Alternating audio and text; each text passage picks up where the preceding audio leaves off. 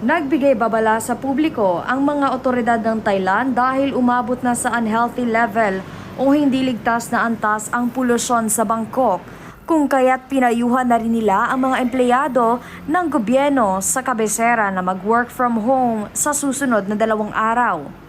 Ang air pollution na nararanasan ngayon ng bansa ay sanhi ng mga pagsunog ng mga pananim, industrial pollution at mabigat na daloy ng trapiko.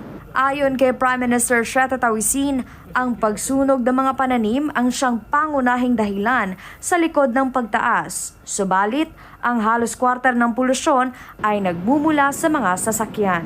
Dagdag pa nito, humigit kumulang 25% ng polusyon sa Bangkok ay nagmumula sa mga maruming emisyon ng mga sasakyan. Ayon naman sa Swiss Air Quality Tracking website na IQ Air, ang antas ng fine inhalable particles sa lungsod